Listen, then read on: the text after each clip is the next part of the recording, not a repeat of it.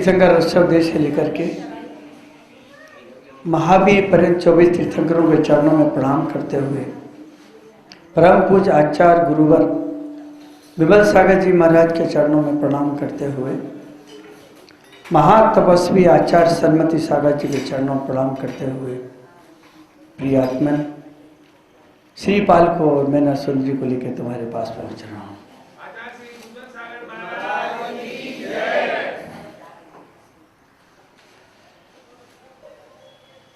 निष्ठुर कठोर वो पिता जिसने समस्त प्रजाजनों से कह दिया कि कोई भी विदाई में नहीं जाएगा, इतना कठोर भाव इस धरा के ऊपर हो चुका है। लोगों के आंख के आंसू नहीं थम रहे थे और मैना सुंदरी का चेहरा खिला हुआ था। श्रीपाल मन ही मन दुखित थे। एक कोमलांगी सुंदर अप्सरा कैसा निष्ठुर बाप है, इस कोड़ी को सौंप रहा है। मन ही मन सोच रहे थे कि मैं इसे यहाँ से जाने के बाद निश्चित रूप से मुक्त करूँगा, मैं किसी की जिंदगी से नहीं खेलूँगा।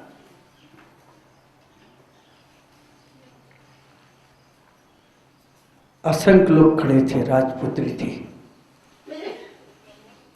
सबके आंसुओं से आंखों से टपक रहे थे। कर्म की लीला विचित्र है, लेकिन मैना सुंदरी अपने कर्मों से परिचित थी। जिनागम के ऊपर आस्था, यह नास्ता, मेरे भाग के अलावा अन्य कुछ नहीं हो सकता। मैं स्वयं अपने भाग्य की निर्माता हूं और कोई दूसरा मेरा निर्माता नहीं हो सकता।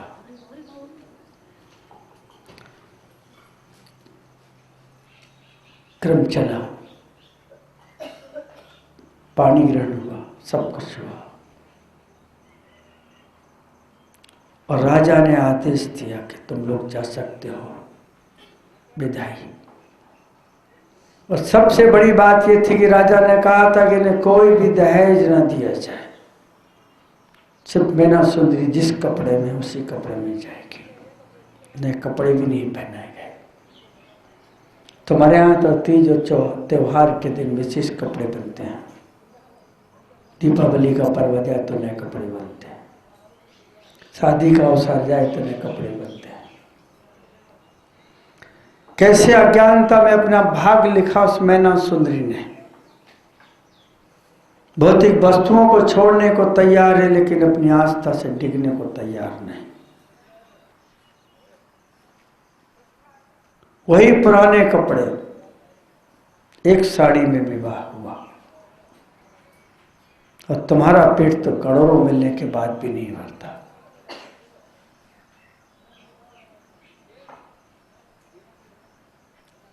विदाई का अवसर आया और श्रीपाल मैना सुंदरी को लेकर के चला। प्रांगण खाली हो गया, कोई आगे न बढ़ा, किसी ने अपना कदम भी न उठाया। डर था सम्राट कुपित हो जाएगा। जो अपनी लड़की को माफ नहीं कर सका वह हमें क्या माफ करेगा।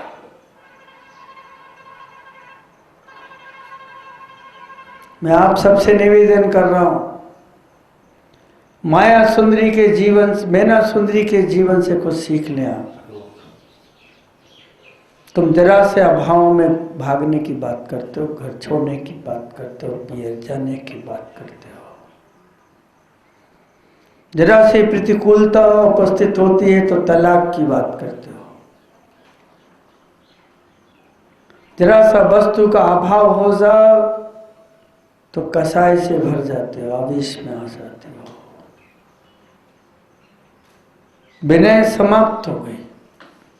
एक मैना सुंदरी की वह विनय है कि कोड़ी के साथ जाने को तैयार है, और एक आपका दिल, दिमाग और भौतिक वस्तु मुक्त हो चुके हैं आपके जीवन में।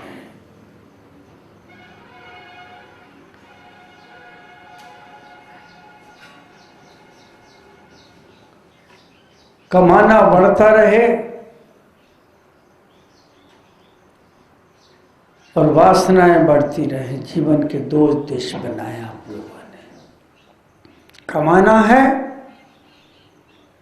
और वासना को बढ़ाना है। विपरीत है। आहार, भोजन पेट के लिए कमाते हो, शक्ति को बढ़ाते हो और अहंकार के झूले में झूलते रह जाते हो। जिस कर्म और पुण्योदय से, जिस भक्ति और जिस समर्पण से, जो अतीत के आशीर्वाद से तुम फूले और फले, और आज तुम अहंकार से भर गए। जो आया है वो जाएगा। ये सिद्धांत मैना सुंदरी के अंदर था, आचरित था, प्रैक्टिकल में था, व्यवहार में था। श्रद्धा कोई खंडित नहीं कर सका। और ऐसी आस्था तो मुझे साधुओं में नहीं दिखती, उनकी भी शर्तें होती हैं। कहा था आपसे, आपने पढ़ा था नमोकार मंत्र में, कि जो साधु साधु की निंदा करता है वो अपने पुण्य को छीन करता है। जो साधु साधु का सम्मान नहीं करता वो सत्य से बहुत दूर रखता है। उसके भाग में अभी निर्माण भी नहीं है। दृष्टि जब बाहर जाती है तो पदार्थ को पकड़ती है। दृष्टि जब बाहर जाती है तो मिथ्यात्व का आलिंगन करती है। इसलिए कर्म की सत्ता का अवलोकन करने के बाद कर्म का संवर करो और पुण्य का आश्रय करो। अपनी इंद्रियों की प्रवृत्तियों के ऊपर अंकुश लगाओ और अपनी श्रद्धा को वृद्धिंगित करो और आचरण को अपनाओ। तो वही पथ मैना सुंदरी ने अपनाया। विचार कर रही थी, संकल्प कर रही थी मैना सुंदरी कि आज मेरे भाग ने मेरी परीक्षा ली है, आज मेरे भाग ने मुझे वह तत्व दिया है और व्यक्तित्व दिया है। आज मेरे शील की और संयम की, मेरे अध्यात्म की परीक्षा होगी। मैं जब तक इसको निरोगी काया और कामदेव का रूप नहीं कर लूंगी तब तक चैन से नहीं बैठूंगी। आपको थोड़ा सा भी ऊंच नीच हो जाए तो आंख से आंसू टपकते हैं और उधर पूरा शरीर कोढ़ से ग्रसित है तो अपनी संकल्प लेती है कि इस काया को मुझे संभालना है। और निवेदन कर रहा हूं आपसे, कहीं भूल चूक हो गई हो तो मैना सुंदरी की तरह अपने कर्मों की तरफ देख करके अपने मन में प्रायश्चित करो और अपने को संभालने की कोशिश करना। कोड़ी दुखी थे कि इस कोमलांगी को हम कैसे ले जाएंगे, हम इसे कहां रखेंगे, इस राजकुमारी की व्यवस्था कैसे करेंगे, क्या ये रह पाएगी, कहीं हमारे जैसी तो नहीं हो जाएगी। उनकी आंखों में आंसू थे। सुंदर काया से प्रेम नहीं था किसी का और वे उसे अपने साथ लेकर के चले। पहुंचे अपने स्थान पर, छोटा सा एक टीला, कंकड़ पत्थर, कांटे, कहां रखे कहां बिठा लें। मैना सुंदरी को यह समस्या थी। जैसे आपको होती है कि कभी संत शहर में आ जाए तो कैसे घर में लाए, रास्ता बहुत लंबा है, घर छोटा है, महाराज जी को कहाँ आहार कराएंगे, संगाया है और समाज वाले इजाजत नहीं देते, नियम बना के बैठे कि 1 चौका 2 चौका नियम बना लिया समाज ने। अपने खाने की रोटी का नियम नहीं बनाया कि 2 खाएंगे कि 1 खाएंगे। अपनी जिंदगी का नियम नहीं बनाया कि दहेज में कितना लेंगे। संत के लिए नियम बनने लगेगा। सबके पुण्य पर उन्होंने पत्थर रख दिया, दरवाजा बंद कर दिया। वह कर्म कहां जाएगा? नियम देने वाले के पास।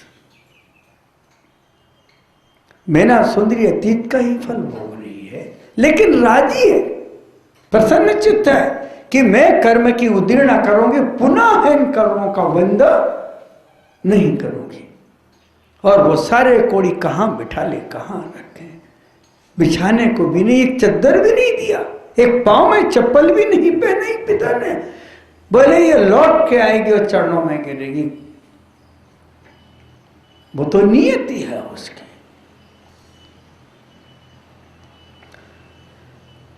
ले जाकर एक टीले पर बिठा दिया, हाथ जोड़ करके कहा कि इसके अलावा हमारे पास कुछ नहीं, हम भिक्षा लेके आएंगे तभी खाना खिलाएंगे। वहां कोड़ियों को भोजन भी नहीं दिया, खाना भी नहीं दिया, पानी भी नहीं दिया। मैना सुंदरी और श्रीपाल की आंखों में आंसू हैं। रात होने को है, मैना सुंदरी देख रही है, चिंतित बैठे है, तत्व की बातें कहने लगी, कर्म के संबंध में व्याख्याएं की उसने कि तुम चिंतित मत हो, जिसने जो कर्म किया उसका फल उसे ही भोगना पड़ेगा। जो मिर्ची खाएगा उसको ही जलन होगी, पड़ोसी को नहीं होगी।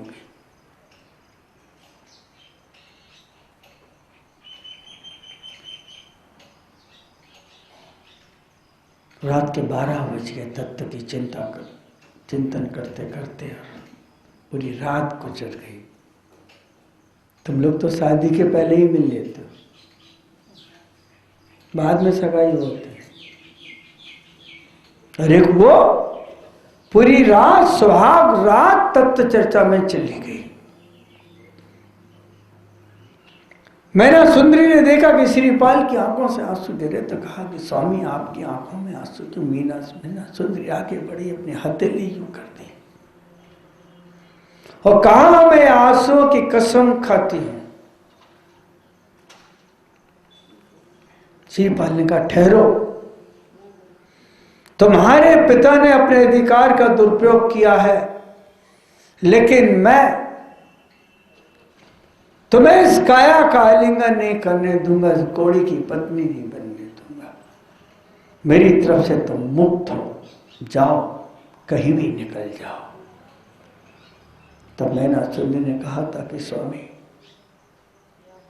भारतीय नारी तो लकड़ी की हांडी होती, एक बार सीढ़ी में चलती है, दोबारा नहीं चढ़ती आगे की ऊपर। यहां तो नाम भी ले ले तो वही स्वाग होता है। नहीं, मेरा संकल्प है इन आंसुओं को कि नीर को लेकर के कहती हूं कि जब तक तुम्हें मैं कामदेव का रूप नहीं दूंगी, तब तक मैं शांति से नहीं बैठूंगी स्वामी। और वो स्थिति पैदा हो गई। कितनी गंभीर। और जैसे ही सुबह 5 बजे, 5, साढ़े 5, 6 का सूर्य का उगना हुआ, मैना सुंदरी खड़ी हुई तो उसने जैसे पथ की ओर देखा तो वहां से मुनिराज आ रहे थे।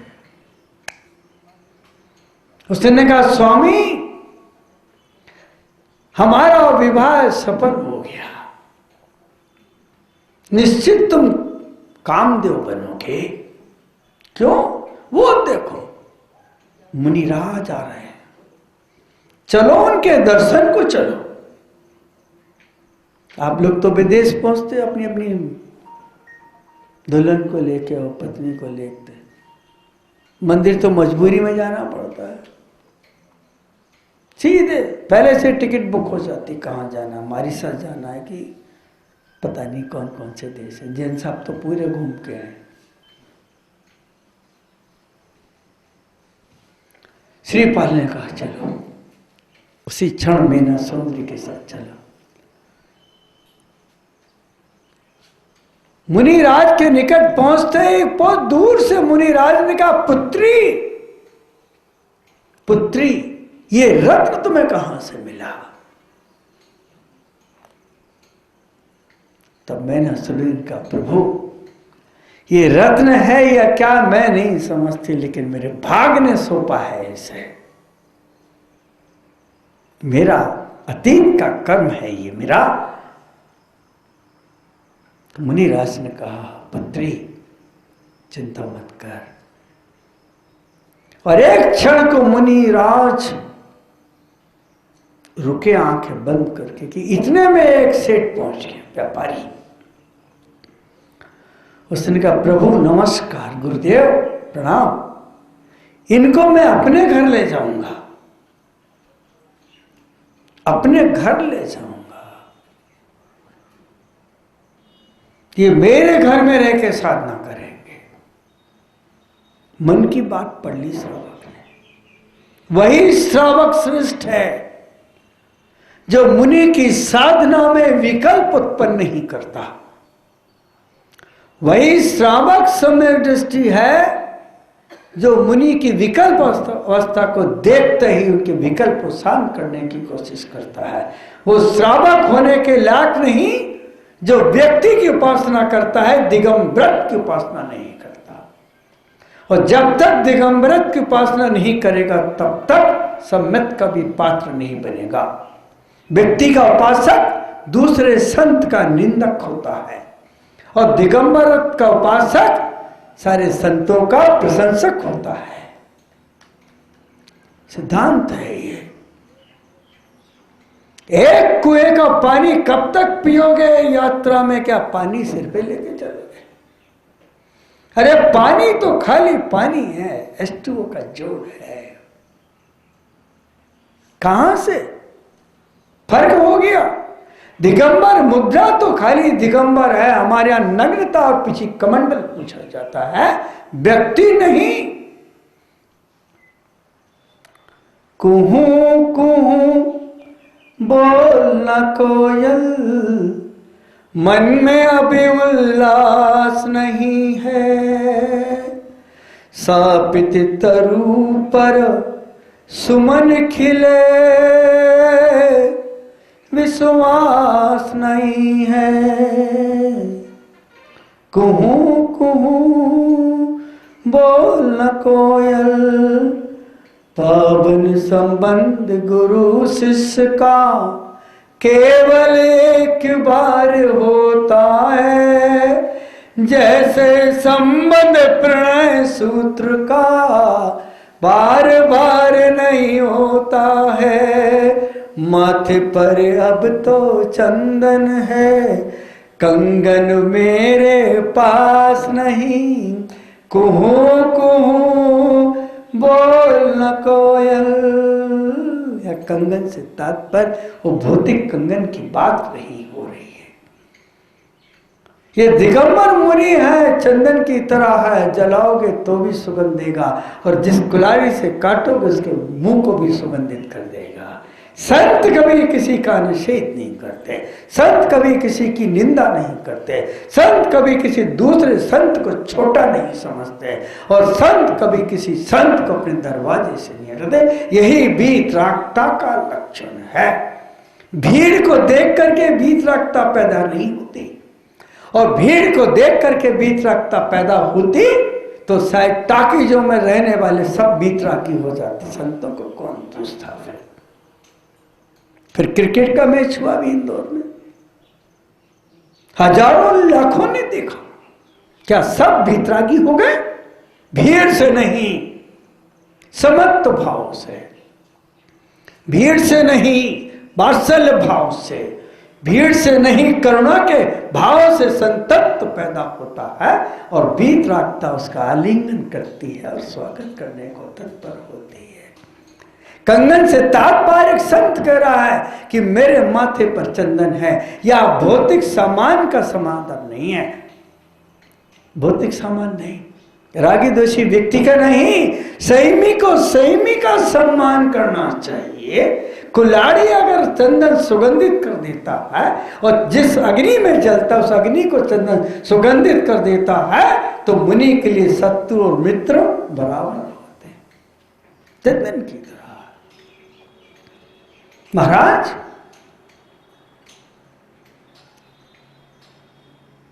रत्न आपके सामने है। ये मंत्र लेके जाओ, ओम ह्रीम रूम नमो अरिहंताणम नमः। बस जाओ। ओम ह्रीम नमो सिद्धाणम नमः। ओम ह्रीम नमो आयर्याणम नमः। ओम ह्रीम नमो वज्रायणम नमः।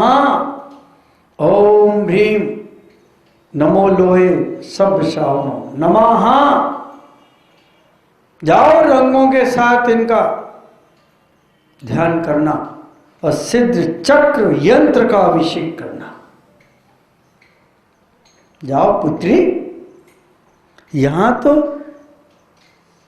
ऐसी प्रथाएं इन पुरुषों ने, धनपतियों ने डाल दी है जिनके आप नंबर 2 के पैसे आ रहे हैं कि स्त्री छू नहीं सकती, जा नहीं सकती।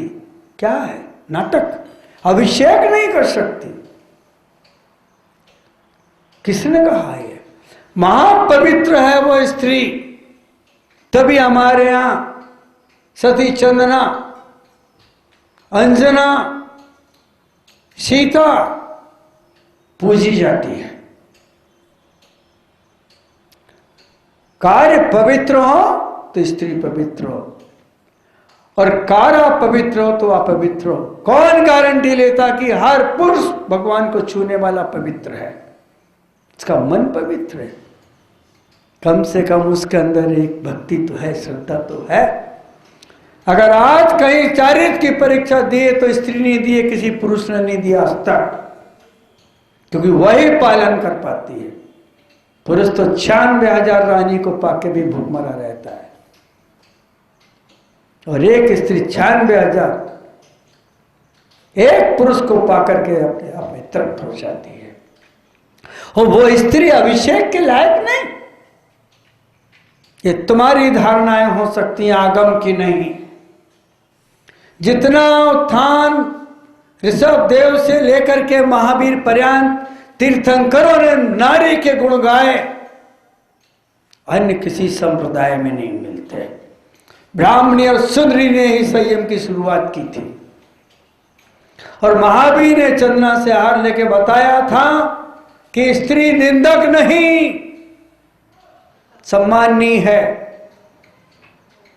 और मां त्रिशला ने अपने कोख में जब महावीर को धारण किया तो पता लगा कि श्रद्धात्मक विश्वासात्मक अगर है तो नारी है, और वही नारी आज भगवान का स्पर्श नहीं कर सकती प्रतिमाओं का।